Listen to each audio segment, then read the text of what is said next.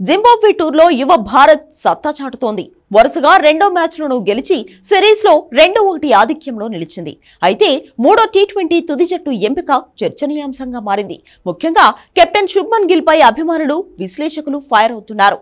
Gill selfish captain అంటూ మండిపడుతున్నారు. దీనికి కారణం అభిషేక్ శర్మను 1 డౌన్లో ఆడించడమే. రెండో టీ20లో ఓపెనర్ గా ఆడిన అభిషేక్ శర్మ సెంచరీతో చెలరేగాడు. అయితే మూడో టీ20లో మాత్రం జైస్వాల్ రాకతో అతన్ని బ్యాటింగ్ ఆర్డర్లో కిందికి పంపించారు. ఫామ్ లో ఉన్న అభిషేక్ శర్మను ఓపెనర్ గా కొనసాగించాల్సిందని ఫ్యాన్స్ అభిప్రాయపడుతున్నారు. యశస్వి జైస్వాల్ తుది జట్టులోకి రావడంతో అభిషేక్ శర్మ ఫస్ట్ డౌన్ లో ఆడాల్సి వచ్చింది. దీంతో గత మ్యాచ్ జోరును అతను కొనసాగించలేకపోయాడు. 10 పరుగులే చేసి అవుట్ అయ్యాడు. అభిషేక్ శర్మను ఓపెనర్ గా పంపించి ఉంటే పవర్ ప్లేలో ధాటిగా ఆడేవాడని ఫ్యాన్స్ అభిప్రాయపడుతున్నారు. ఫస్ట్ డౌన్ లో కంటే ఓపెనర్ గానే అభిషేక్ శర్మ సత్తా చాటగలడని సూచిస్తున్నారు.